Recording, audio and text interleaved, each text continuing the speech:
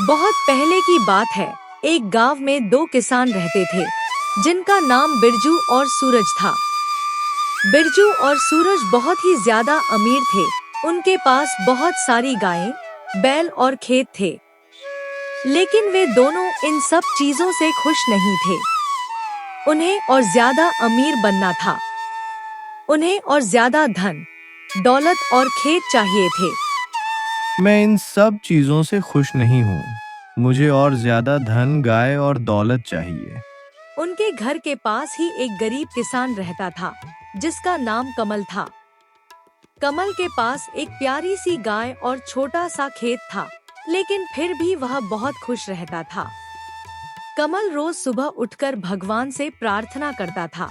आपका बहुत बहुत शुक्रिया। आपने मुझे खाने को खाना, पहनने को कपड़ा और रहने को मकान दिया। साथ ही आपने मुझे इतना सुख दिया। सब कुछ ठीक चल रहा था, लेकिन एक दिन बिरजू और सूरज उस गरीब किसान के घर आए। हम तुम्हारी गाय को खरीदना चाहते हैं। ये लो 25 सोने के सिक्के। लेकिन मुझे मेरी गाय नहीं बेचनी है। आप लोग कृपया अपने घर लौट जाइए। यह सुनकर दोनों को बहुत गुस्सा आया। सूरज, उस छोटे से किसान ने हमारा मजाक उड़ाया है। हमें उससे बदला लेना चाहिए। हाँ, बिल्कुल सही कहा। हमें कुछ करना होगा।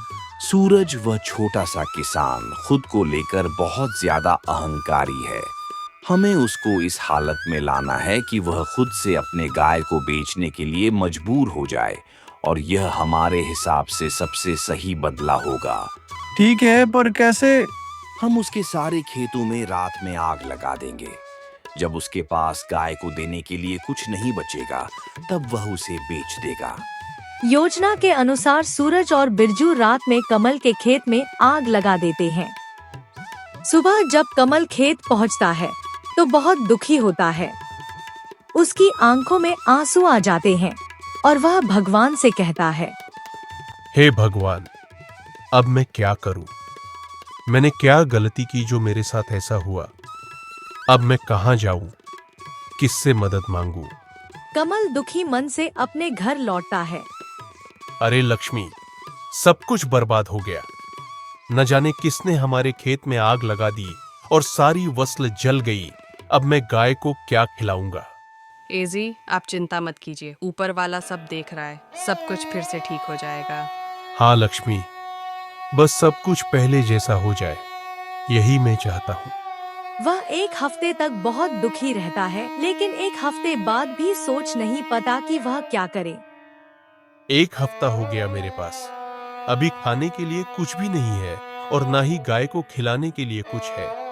अगर मैं इसे खाना नहीं दूंगा तो यह बीमार हो जाएगी। इससे अच्छा है कि मैं इसे बेच दूं। कोई और इसे अच्छे से रखेगा। अगले दिन वह अपनी गाय को लेकर बाजार की ओर निकलता है और रास्ते में सोचता है, ये रास्ता तो लुटेरों से भरा हुआ है। अगर रास्ते में लुटेरे ने लूट लिया तो फिर मैं क्या करूंगा? मेरे पास जो भी बच्चा कूचा है, वह सब कुछ तो लुटेरे लेकर भाग जाएंगे। ऐसा करता हूं, मेरे पास जो सोने का सिक्का है वह मैं गाय की पॉकेट में छुपा देता हूं। यह सोचकर वह सोने के सिक्के गाय की जेब में डाल देता है। चलते चलते वह बहुत थक जाता है। इतनी दूर चलकर आया हूं। अच्छा हुआ कि रास्ते में कोई लुटेरा नहीं मिला, लेकिन अब मैं बहुत थक गया हूं। चलो इस ढाबे में थोड़ा आराम कर लेता हूं। कमल अपनी गाय को बांध देता है और ढाबे में जाकर बैठ जाता है। तभी गाय की जेब से एक सिक्का बाहर गिरता है, जिसे ढाबे का मालिक देख लेता है और सोचता है, अरे, गाय की पॉकेट से सिक्का निकल रहा है। लगता है ये कोई जादुई गाय है। अगर ये गाय मुझे मिल जाए तो मैं बहुत ज्यादा अमीर हो जाऊंगा।